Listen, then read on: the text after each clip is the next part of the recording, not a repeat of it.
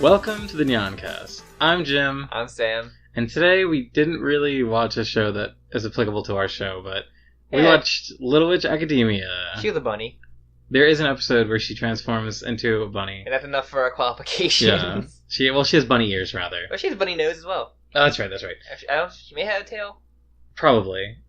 And Andrew was a donkey. Yes. It's fine. Well, other than that, we actually watched the entire show already, so we're kind of just use this to talk about the entire show. Yeah, we just rewatched 2 episodes right now just to give like a little refresher because it's really great and I like rewatching it. Yeah. So, Jim, anyone who doesn't know Little Witch Academia, if you could summarize it, how would you? Okay, so the show / OVAs. Imagine if Harry Potter was just a bunch of cute girls and it wasn't like overly sexualized like most anime is, and also it's just really fun and a good time. And okay, that's just in general. How would you summarize the season? The season okay, so yeah, show? basically that's basically Little Witch in general. But how would you summarize the season?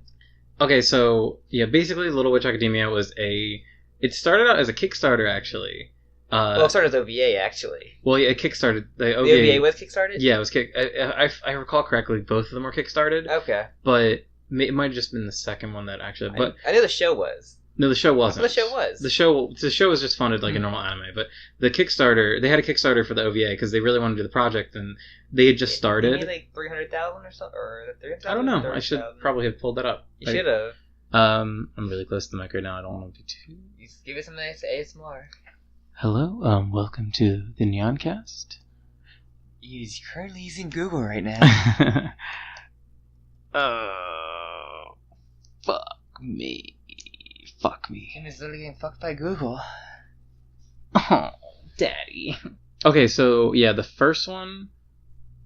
So the first one, I guess they just had it funded regularly, but the second one was kickstarted. Go up. Go down. Let me go to updates. It had the amount, Jim, right there. You just fucking went by all the amount. All right, this is awful. Click on it. This is terrible. It's like you should not go down. There it is. 600,000.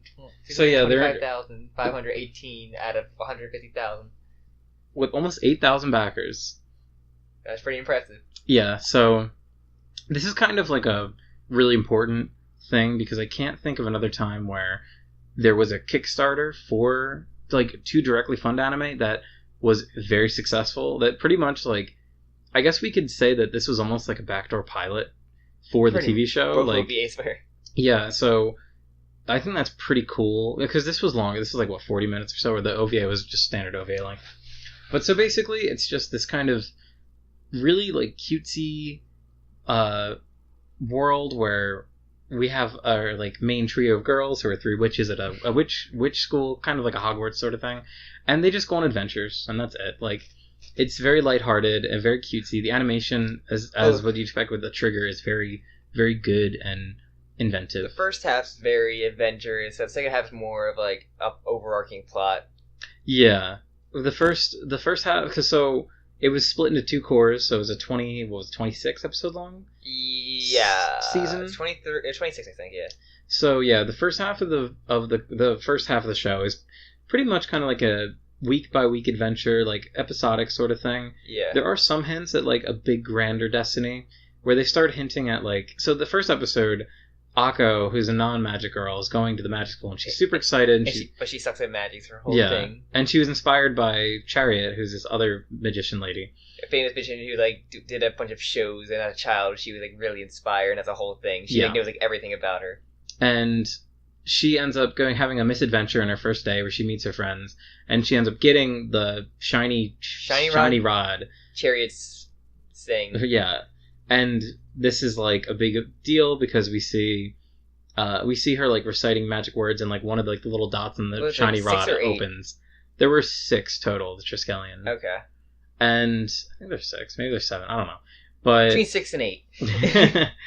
But so yeah, basically they hint towards it in the first half, and then they really just kind of dive deep into it. Is she has to unlock all these words to unlock this ancient power, which is supposed to bring magic back to the world. And then there's a villain too. And yeah.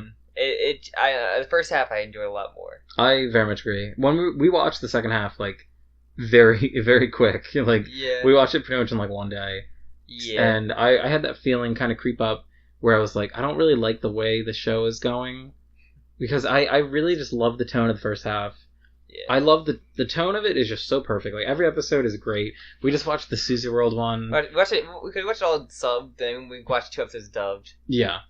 There's just so many memorable ones, like the Susie World one. We just watched the Broomstick relay race. The B one. Oh yeah, the B one is really good. Like, yeah, there's some really good episodes in like the first half. Yeah. Not to say there aren't in the second half. Yeah. There's the one where they go to Latte's house. Yeah.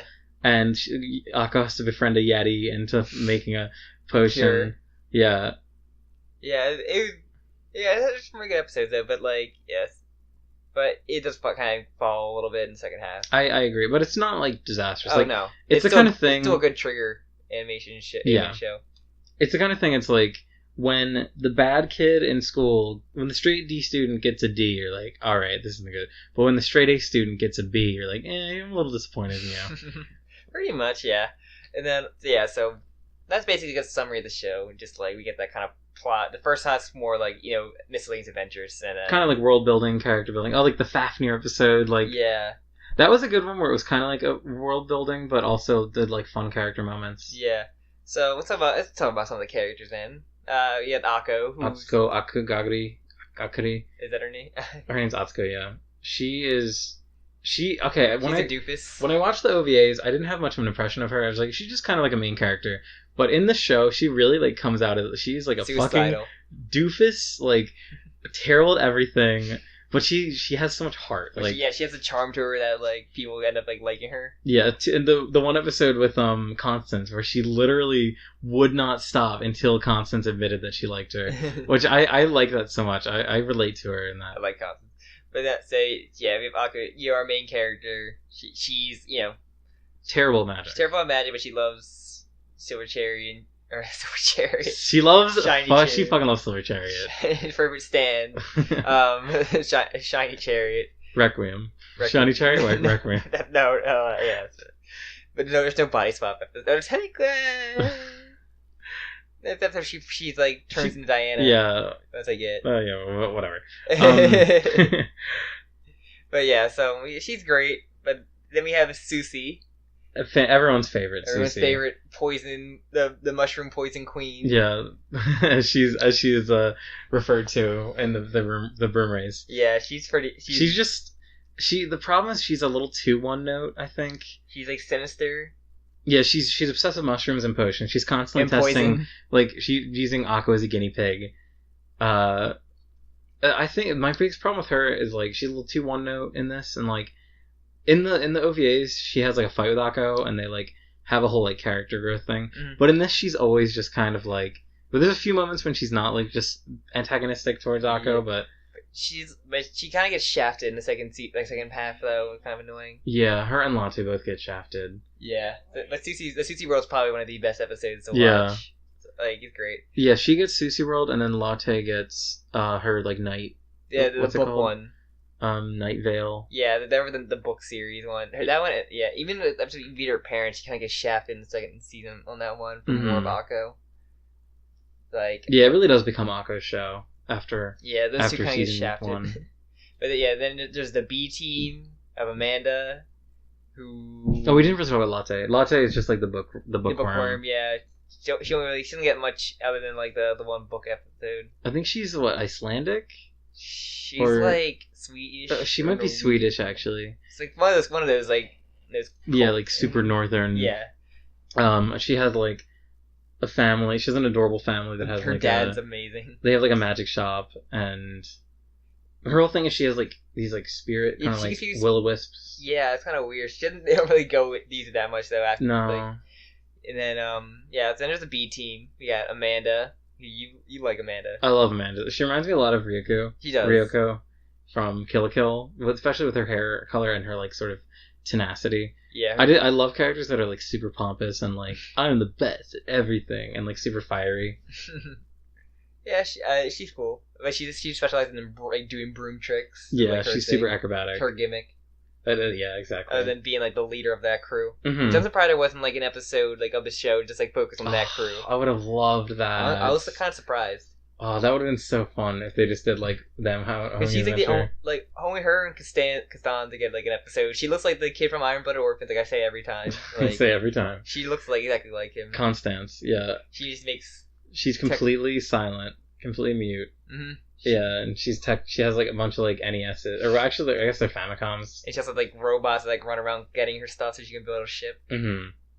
But yeah, she has a great episode. I like that episode a lot though. Like her where she makes a Gundam. Yeah, that was really fun. She makes the Gurren. No, she makes the Gurren. She has a drill on it. Yeah. Like it's ridiculous. And then then there's Jasminka. And then there's Fat One that just eats. Yeah, she. It sucks that she didn't get. I don't know her name. Her name's Jasminka. Doesn't matter because she didn't do anything. She's just a cute little. I think she's like Ukrainian. She's Ukrainian or Russian. Her sister name's a fat Russian. Yeah. Have you seen any old Russian lady? Yeah, but they just eat. This is age. Yeah, but all she does is eat. She's just constantly eating. Yeah, that's it. And then Diana, I love Diana. She's kind of like the rival. But okay, and a little bit of antagonistic in the beginning. Yeah, Diana did nothing wrong. Like trope wise, she's a lot better in the second half. It's like her and Akko show like in the second half. Yeah, it really is. But trope wise, you'd expect Diana to be like the Draco Malfoy, like snooty and like, oh, I'm better than you and always fighting. But all she is like, I just want the best for magic. Like she's just a really good like witch. She's a great witch. She knows a lot about magic and she's always saving the day.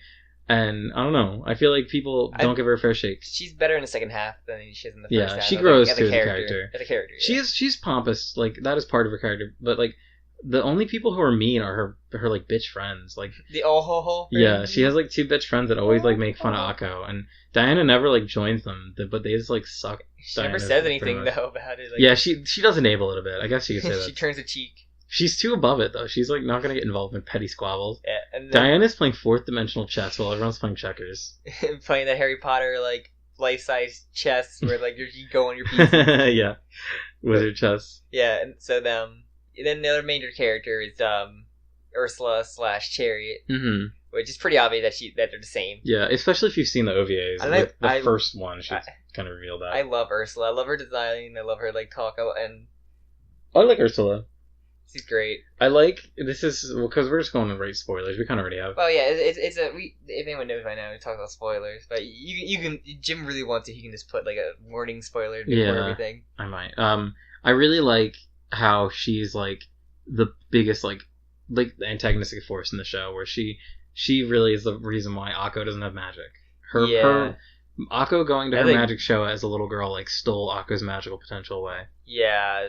It's kind of heartbreaking. It's like because you keep wondering like why isn't Ursula telling her that she's Chariot, and like the whole show you're like this is getting annoying, and then you realize like she's not doing it because she's so ashamed and she's so devastated. Also, the thing that Diana was at the same show Akko went to, and she didn't have like that magic either, but she eventually got it too. Just proves that Diana is the best girl, and she's even though she had the same handicap as Akko, she still like persevered through it. It also shows Akko has hope. Yeah, and Akko will become a witch one day. She just has to try hard, which she always does. Yeah, and the other thing, then there's a villain. What's the name of Ursula's like childhood friend that like she was like technology girl. Yeah, the steampunk or everything. She basically every episode in the second season would be her like just because of her scheme would like all according to Kikaku. Yeah, everything going to plan. That basically was like a fucking Gurren. She looked like she belonged in like Gurren Lagann with like her design like. She was like a not great. Was she Professor Lukic? Yeah. No. That's this one. No, the only important professor is Professor Pisces. Oh, I love Professor Pisces. Crux. I think Crux? Oh, I think you're right. Where is it? Right there. That one. Oh, she's a long name. Yeah. Yeah, Professor Crow. She has the common like collar up, and she has the Gurren Lagann pose all the time. Yeah, she does do the Gynex pose a lot. I don't know. She didn't really do too much for me. She was just there to be like just to cause problems when Akko couldn't do it herself. Yeah, and she made that whole like magic technology thing. Like she pretty much fixed the whole Sorcerer's Stone problem, and they never really talk about that ever again. Like I don't know. But she did the whole like Wi-Fi thing too, where they can just use magic anywhere instead of just in the school. Yeah, Which was nice, like, for plot convenience, but it was also just like, alright, I don't really care. Yeah. Like, I don't know. I feel like if they wanted to do a villain, they could have done something better than this kind of, like, mustache twirly, hidden in plain sight, but then ultimately, like, they don't really, like, punish her too badly. Like, she goes away to, like, something else. Yeah, to, like, rehabilitate her. Like, I don't know. And they kind of didn't treat her like a bad guy at the end either. They kind of were just like, okay, we need to work together. Yeah. I don't know. It felt to be a thing to symbolize kind of, like, Chariot and her, and like, Akko and, like, Diana, I guess, where they're kind of, like, rivals, like, friends, but rivals. Yeah. But, like... But she went a little too far. Yeah. Because Akko and Diana are the main characters of the second half. Mm-hmm. So. Yeah, there definitely is a parallel to be drawn. Supposed to be. But no one can beat my precious Diana. And, I guess should we talk about Andrew? Oh my god, everyone's favorite boy. Andrew and Frank. That's Frank's everyone's favorite boy. Oh yeah, Frank is everyone's favorite boy. Yeah, Andrew, like, this is another thing. They kind of set him up, and I thought there was going to be, like, a bigger payoff. And there really wasn't. It was just kind of like Andrew. He was just there whenever his dad would show up to talk sense into him. Yeah, he was kind of like that force in his dad's life that was like, hey, witches aren't terrible, Dad. And he's like, but witches are evil in the past. Look how perfect Frank is. Frank isn't complaining about witches. Why can't you be more like Frank? Frank. People love Frank. Frank is fucking... he's the best. And the other best guy is Chumley. Oh yeah, Chumley. He runs the... What is it called? The Last Wednesday Society? It's like a magic shop. Yeah, magic shop. It also had like tea or something. Yeah, they have tea there as well. It's so weird being Chumley being in the show. And fun fact that I think is true. I haven't fact checked it. So if I'm wrong, blast me in the comments. So the show Pawn Stars is aired in Japan and it's dubbed in Japanese. The dub voice actor for Chum-Li voices this character in the show in the Japanese version, the Japanese language version of Little Witch Academia, which I think is fucking hilarious. Sounds awesome. That's amazing. I wish they had the dub that you got like Chum-Li. The real Chum-Li to voice him. No, he's probably too expensive. He'd be like, I'll do that for $14 million. High they can go. I gotta buy the extra on voice actor price. Like that. That's good. Good, and then, yeah, so that's basically all the important characters. Teachers here or there, but none of them really. They're all terrible. Yeah. A big point of a lot of the episodes are just how terrible these teachers are at running the school. They're all these old, like, miserly witches. They all look like stereotypical witches in different medias. Yeah. Which is pretty funny. I like when they do, like, the only potions teacher is, like, this really decrepit one that, like, Susie loves. It looks like they have, like, a pointy nose, like cartoon witch. The one thing I did like, the principal with the resurrected her dad. Yeah, I was just thinking that. Was like a really good episode. That was so sweet. Another first season episode where like a world building like team of like another character. Yeah, because at first it was just kind of a silly episode, and they had that really like nice emotional payoff at the end where it was like, it's so good. Yeah, stuff like that. Like, but those are the only important characters that really are to show up. Yeah, I can think of. Because we see like some monsters and things appear. Oh, there's that one. Professor Wormwood or whatever, she was like kind of tempted Akko, because there was a scene where Akko like is first discovering like the power, and she kind of like is testing Akko. She's this figure that's like that Chariot also had to deal with, the kind of gifted Chariot, the shiny rod. Oh, the tree. Yeah, she's not super important, but she shows up. She's sometimes. More of a plot exposition. Yeah, but yeah, that's basically all the characters. I like how Shiny Chariot went over the board and shot the moon. Cool. That's the whole flashback thing of her going like making new stuff and just like didn't want to use the fucking magic. Chariot's kind of a bad guy. She didn't know it at first, but then like she kind of went on with it because she had to. Yeah, but she's like, I don't know. She's like one of those like misguided characters. That's why she kind of exiled herself. Mm-hmm. I mean, but she didn't though. She had to disguise herself. Yeah. And she still didn't tell Akko that she's Chariot, right? Akko found out when... Oh, that's right. She told her. Yeah, she didn't tell her. Crow told her. Yeah, Crow told her, and while Chariot was there. Chariot did have some of the best fight scenes, though. When she's rescuing Akko from the tower, amazing. There were a few parts when Crow would just like sick a bunch of like monsters onto her, and she just like fucking destroy them. Her battle suit's awesome. She rips off her coat and like battle suit. Oh yeah. I love it. The finale was really good too. I liked how they were chasing the rocket. I kind of enjoyed the first first half finale a lot. Like, I don't know. Yeah, it felt more charm to that one. It felt like the OVA would have would be. Like, I love the whole setting of it because, like, if if you compare it, like, the one is like, oh, this cool, like, witch ceremony where they're doing all these old things and trying to solve this old problem, and then the other one's like, oh, they chase a missile on a brooms. Like, it's fun and it's a good action sequence, but it's not like what I wanted from My Little Witch. Like the seven witches though, and have like the A team, B team, and Diana. And Batgirl, you did everything. You helped things so much. Just Mika. And Mika, you did so much. You just weighed us down. Like, she did like nothing. She's there for moral support. But yeah, I definitely love like the more like slice of life, like school adventure. Yes, episodes oh my god, a lot more than overarching story, and then going to location to location to location to get new word on the shiny rod. It's kind of like, you get like the Diana 2-parter one of it going back to her house and everything, and like her family being like her evil. Yeah, that's like my low point for the series. I think I like the whole like plot. Like, don't get me wrong, I do like the whole plot of everything and like how we're setting up for this kind of epic conclusion of like Akko's destiny. But like, really, the arc that I care about is like Akko learning how to fly at the end. Like, the scene where she flies is so emotionally satisfying. She doesn't even like learn to fly. She gets the broom that like helps her fly. Like, just flies on its own. Well, no, but she does. She flies at the end. Yeah. At the very, very end, she actually flies by herself, and like that's right. Yeah, that is like the ultimate payoff. Like the last for the end credits, like them like talking to each other. Like, I care more about that than I do about them like chasing down a missile. I know. I kind of wish it was more like school adventures, though. Yeah. Hopefully, if we get a second season, they'll do more school adventures and not like.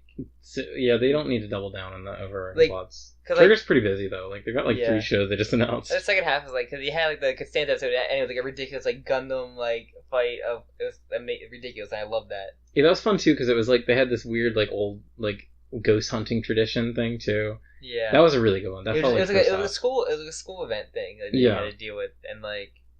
And remember, there's a Amanda episode where they have to go. She pretends to be a boy at school. Oh my god, that was a good one too. Sexy Amanda using gender swap magic on herself. I guess, or just like taped her boobs down, like slipped her hair back instead. She definitely she went all the way. She shaked her head and like she put her hair back to normal. Like, no, she went all the way. She just likes to stay like that sometimes. And then there was a KKK in there. In that was so fucking weird. The random like KKK hoods. The Ku Klux Klan anti-witch men. That was so fucking weird. That symbol does not mean what it means in any other place in the world than it does in America.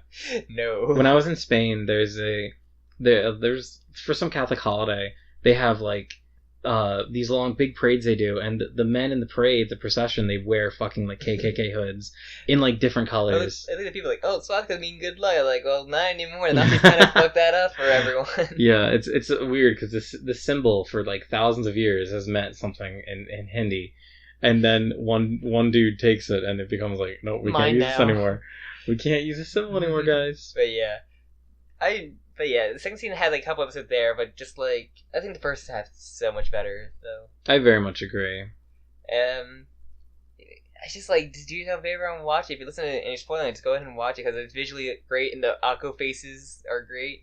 The backgrounds and animation are fucking top class beautiful. Like, it's definitely a passion project that was for Trigger to get a series out of this. Yeah. First half more so than the second half. It could have ended with like the first with that, I think so. I would have felt very, very blue balled though, because there were some really good episodes after that. Yeah, no, but still, I could have been, if I just watched the first half, I probably would have been just as satisfied. I'm glad I'm not alone in thinking the second half was not as good, because when we were watching it, I was kind of like, I'm not feeling it. Like when we talked about Little Witch, like it felt like a kind of different show. Yeah, it did. We talked about Little Witch on an older episode of this show on our podcast, and it was only when I watched the first half, and I said, I already know Little Witch is going to be in my top 5, and I take that back because the first half of that show was so strong, and the second half really lost me. Like, I mean, it's definitely up there, but I really thought it was going to be one of my favorite shows of all time, and it kind of fell flat a little bit. Oh, I'm sorry. I mean, it's fine. It's a challenge for better shows to take its place. Yeah, and anything you really want to talk about Little Witch that really got to you? Not really. I mean, I just loved it. I loved like most of it. I sound so negative. The only reason I'm being negative is because I like it so much. Yeah, that's the reason. We love Trigger shows like a lot, and like there's hardly been a Trigger show that I didn't think was at least worth checking out. Yeah, even Kisniver. Definitely Kisniver. I think there's a lot of people that like Kisniver. Is there? I have no one ever talked about it. It's just, the problem is it's not a trigger show. Like, it's a trigger show, but it's not like the meme. It's not the meme of what people think a trigger show should be. Yeah. I think Kiss Niver is definitely worth checking out. Like, it's beautiful. It is beautiful. The animation and everything is fucking top tier. But more of a character show. Yeah, it's not what people expect when they... It's not a Kill la Kill. It's not a Gurren Lagann, even though it's technically Gary Nax, but whatever. Same thing. Yeah, it's for all intents and purposes. Not Ninja Slayer. Or Inferno Cop. Yeah, even Inferno Cop's worth checking out. Inferno Cop's amazing. He even cameos in like the TV. I love Inferno Cop so much. So good. So stupid. I like we didn't talk the bunny episode either. I know, we barely talked about that one. But yeah, it's just like Akko turns into a bunny, turns like Andrew and part donkey, and then just like both be their kind of connection kind of episode. Mm-hmm. Like her convincing him about witches. And that doesn't really have a payoff. Didn't really have a payoff other than Andrew just being like picking her up on a hitch. I did like the part where she like hitchhiking. Yeah, hitchhiking. And then like Andrew picks her up. Also, he like kept her hat as like a booty call. Like, oh, I'll keep her hat and maybe I'll bring it back to her later. Remember how Frank was on like the B episode? Like Frank like hook up with Latte. Yeah. Oh, why did that happen? He got blue balled. Latte. I mean, I know she's playing hard to get, but come on, a man like Frank only comes into your life once every decade. Once every Frank. But yeah. So. Yeah, one thing I did want to say, I like that Akko only does like body morph, like animal change magic. She turns herself into random like animal, but she still looks like Akko. It's a problem. She turns completely into animals like everyone else can. She like looks like a weird looking elephant, like Dumbo looking like Akko. She like a fish. The fish form is really great. They call her like a merman or something. She's really funny. I love that. And then she's the elephant, the fish, the mouse. She always turns to a mouse. Mouse is like her signature. And it's probably a couple of other things, but there were the three main ones she turns like a bird or something once, I think. Same like that. The three main were out of the elephant, the rat, and the I just think it's funny that that's like the only magic she was able to somewhat get a good grasp on, so that's all she uses. Pretty much. So, first of all, I guess then, do you find her as a rabbit cute? Not any more so than normal. Okay, actually, I like that she has little buck teeth. Because Akko already has like a little buck teeth thing going on, and it's cute when she's got like more buck teeth. Akko is adorable, but it's like a daughter thing. Also, her saying "yay" is like my favorite. Yay! Yatta! Like, it's so good, so adorable. Yeah, but she's better than half the stuff we talk. Like half of the cat or animal. More than half. More than half. More than half. It's probably one of the best shows we've talked about. Oh yeah, because just playing me, she wanted to talk about. Yeah, right. Not like rolling through a '90s like fucking shitty anime. Magical Nyan Naruto. That's only dubbed, and like dub's just as bad. Yeah. But yeah, I give her a thumbs. Even animal forms are adorable. Yeah, Akko's always adorable. Every character just always looks adorable. Even like the Chumley is adorable. He's the tattoos and everything too. They think he basically like a face, like a representation of Chumley. It is just like the cutest. The art style is so perfect. It's so much charm to it. Yeah, it is top very tier. Charming show. Top tier charmed. So, would you recommend Little Witch? I'd 100% recommend it. It's not like the most consistent show ever, but it's so fun to watch. It has those great episodes that you expect from a Trigger show. Yeah. That like really hate. Like it does fall apart, but it doesn't mean it's awful. Exactly. So I recommend it as well. 2 thumbs up. 2 Kill la Kill scissors blades out of 2. My out of 2 rating. Out of 2. Yeah. My 2 out of 2 rating. I give this 1 out of 2. Like, that's a lot of variance. That's about 50%. All right. It's a 0, 1, or 2. It's either hated it, it was like nothing to me, or I loved it. You're nothing to me. So yeah. Alright. 2 thumbs up for you? Yeah. Alright, so then what have you been doing with Not Cat Girls then? I recently went up to visit some friends in New York, which was fun, and while we were up there, we watched a Ugandan film called Who Killed Captain Alex, which is actually all free. It's free on YouTube. The studio, I forget what they're called. Oh my god, they say it a million times. Whatever Ugandan studio, Wakaliwood is what they're called. Wakaliwood Productions. They have put the whole thing on YouTube. Watch this movie. It is really fantastic. I don't even want to spoil anything. Just imagine like a movie with like no budget, like that's filmed in the slums, but it's filmed by the most like kind-hearted, like obsessed with kung fu movie fans you've ever seen. They like made all their weapons like out of like PVC pipes. The one dude has like, he's supposed to have like a machine gun, and instead of like a bullet like belt, he got like twigs and like sharpened them to look like bullets. Oh my god, I love that movie. It was charming. It was just as charming as My Little Witches. He got his little witch. Yes, it really was. But other than that, I haven't really done. I played some of Battlefield 1 for the first time. It's a Battlefield game. Yeah, exactly what I That's my review of it. It's happened like 2 weeks ago. Let me find it. Never mind. Yeah, a friend of mine sent me this game on Steam. This name I can't remember because I'm good, but it's like a very like retro-y kind of side scroller, Metroidvania, pixely. I'm just using buzzwords at this point. It was really fun. I beat it in one sitting. I just was like super into it, and I dug it. You play as this like cute priestess girl, and you use a leaf as your weapon. And you harden a leaf and hit people with it. Nice. And you have to go fight the corrupt queen. The killer queen of some sort. Killer queen. Killer queen of some sort. Yes. That's it, though. Alright. How about you? I got Warrior All-Stars. I should have got it last week, but I got it this time. I could talk about it because it has fucking furries in it, but other than that, it's a lot of fun. I like it's like a weird kind of like overworld kind of thing. Just different stories for different characters that we start out with. Because you'll start out like a different like person. Like there's 3 different factions, so you start out with like one of the 3. But now I'm at a point where like everyone kind of grouped up after a bigger threat. But it's a lot of fun. I love Warriors games. The gameplay's a lot of fun. Some characters I like never heard of. Like I know there's one character from like a pachinko machine that Koei did. That's hilarious. Named like Rio. But like I think the character I heard from Dead or Alive. I know I played a bunch of Dynasty Warriors, Samurai Warriors. I know Dead or Alive. I know Ninja Gaiden.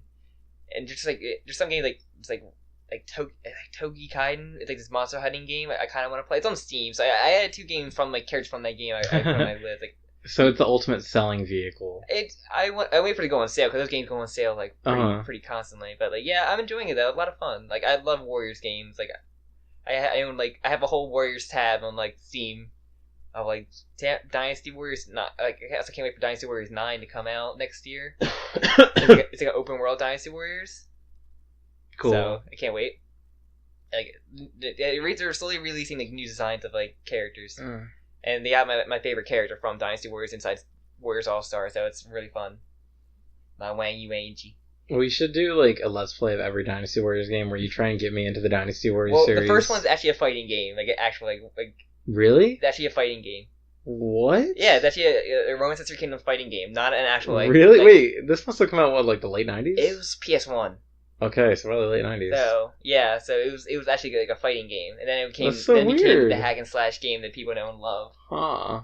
Which I love, but because I have Dynasty Warriors, I have the standard one. It's like the Roman 3 Kingdom story. You need to play like all those factions and everything. But there's also I have another one called Empire, which is like you basically make a create your own character, then you kind of run around and conquer your own either under as like a what's the word for like a retainer, like a retainer for them, like kind of that kind of thing. You work for them, or you go on your own, like build your army, like you kind of like can impress people to join you and like conquer for yourself, and then you can like marry people, have your kids fight alongside of you, which is pretty cool. That's cool. Yeah, so you can just basically ship your character with like a character from like the series. It's pretty funny. That's fun. That's like Fire Emblem. Yeah, it's kind of like that, but it's like not nearly as like, in depth and like important to like actually getting another character for your team. Mm-hmm. But like, yeah, I have Samurai. I have One Piece Pirate Warriors, which is a lot of fun. That game's like really cool. I like that one. I just don't care for these games at all. It's just a thing you have. I'm waiting for Dynasty Warrior Gundam to be on Steam one day so I can play that. That game's a lot of fun. Dynasty Warrior Gundam. It's so cool. I'm really interested in this fighting game one. That's the only one I care about. It's really interesting. Sounds really neat. Yeah, I've been playing that, so I've been playing that a lot. But like, and I played the Danganronpa V3 demo, which is blueballed me. But I know they're known for like their blueball demos that aren't canon, but still, the characters. I love the characters a lot. They're all like really fun, like interesting characters. So I'm excited to play the game when it comes out. I'm definitely gonna get it. Like, hope maybe day one if it's not $40. That's not that bad actually. I got the other ones for like not nearly that much, but still. But for like a brand new game to release for $40, that's not that bad. Yeah, I hope if it's $40, I hope it's not bad. I could probably find it like on sale somewhere, but we'll see. Good luck. But yeah, the demo was a lot of fun. I'm not a fan of the mini games as much as the other ones, but they're still not that terrible. But I can't wait to do some more crime solving. It's always the best part of these games. And then other than that, I don't think I've watched. I still haven't like started a new anime yet. Yeah, I haven't. I'm watching someone do a Let's Play of Life is Strange 2, which is pretty fucking funny. So bad. I like the first game, don't get me wrong, but like... I played the first episode and was not impressed and like didn't care. The character that they made the second game about is just one of the most insufferable characters in all of media, and just like... Hella high graphics. Hella high, yeah. What's your resolution? Hella high. That's not a number, though. God help us. And oh my god. It's so bad, isn't it? It really is so cringy. But, okay, this is the defense, though. It takes place in 2010, when the cringe is completely believable now. Doesn't help. Alright, whatever. Other than that, I think that's it. I haven't done anything else. Yeah. I've had kind of a busy week of, like, traveling around. Yeah, we went to Delaware the other week, too. Mm-hmm. Which was fun. It was my first weekend where you just, like, not do anything. Yeah. So Jim, then where can they find us? Wait, we didn't do the one important thing. No, Jim. It's literally a legacy segment Not at this canon. point. The root beer talk. No. Go. Oh, I just drank a whole root beer. We left like 10 times you've done this. We've not talked about root beer a single fucking time. I know. We've been about alcohol and like and tea. This weekend I made coffee. A coffee? What about coffee? I had coffee. I had nice coffee last night. That's pretty good. Iced coffee's pretty good. We kept drinking this weekend. In New York. We kept drinking the Starbucks energy shot things. So good. But like, so good. I can only do one because I feel like I would just die if I drank like more than one. Well, I was already drunk when I was drinking them, so it was just like alcoholic coffee's really good. Yeah, I love a good alcoholic coffee. We went to that one bar, that Dogfish in Delaware. Yeah, Chesapeake and Maine. Like that drink it got was like weird, like the peanut vodka with like. That was too much for me. Once I mixed it around, it was a lot better. Yeah, it was like the cinnamon flavor was like way too much. It felt like I had like the peanut vodka is so weird. I felt like I had like peanut dust in my drink. Yeah, it really tasted like that. It tasted like almost overwhelming. But it was good. Once I mixed it around, it worked really well. But like, yeah. I had, this is like 2 weeks ago. I want to talk about it. I had it's called Sea Quench. It was a sour beer. I don't like beer. So it was so good. I was at the same place. Okay. And it was so fucking good. Man. I'm not a huge. I mean, I kind of am a beer guy, but it was good. I love a good sour beer. I need to either have a mixed drink or be like a cider. The ciders are my like poison. Like I fucking love ciders. Like, give me a woodchuck, and I'll down like 3 of those. Like woodchucks are like the one thing I'm like the amber ones are the one thing I'll be like tempted to like destroy. Yeah, like, they're very good. More so than any other cider drink. I love no cider boy. Our Lord. We're not gonna go into it now, but we have like cider boys are like a joke to us, and we have like fucking like so much lore compared to cider boys. We have like a very expansive lore. We're gonna make an episode about this cider boy lore. Are you dang cider boys? Yeah, it's kind of like Dukes of Hazzard, but with cider. It's literally just Dukes of Hazzard, but with the cider boys. But yeah, like never. You're gross. All right, is this the end of the podcast? Where can they find us, Jim? So we're on iTunes and YouTube.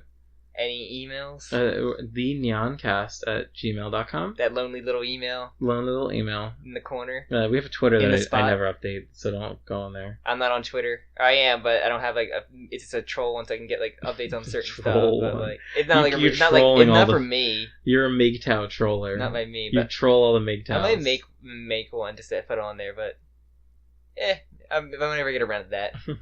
But yeah, we also have a Persona spoiler cast coming out. Yeah, we just recorded it. Probably will be out before this, depending on how I edit things. Yeah, we also have a JoJo podcast for Part 8, Jo Kaka. Ka.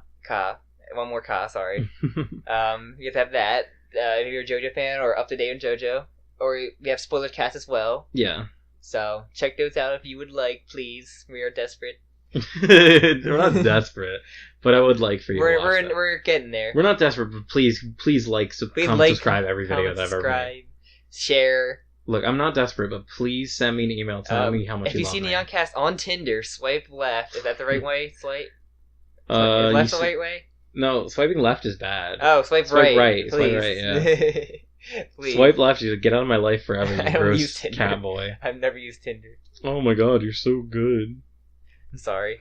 I don't ever use a dating website. I'm sorry. Tinder's not fun. No one likes Tinder. Oh yeah, Tinder's like a meme now. Yeah, it is. Just like light screaming. Light screaming and the gambler. The gambler is another meme that I love. The personal meme. It's personal meme. The personal meme. Is that an inside joke? This is just called personal meme. There you go. Alright, this has gone on too long. It's fine. I'm starting to see into the abyss. Alright, so thank you for listening to our little witch talk and other related shit. It's been great. Rambled on. So, I'm Sam. I'm Jim. Bye-bye.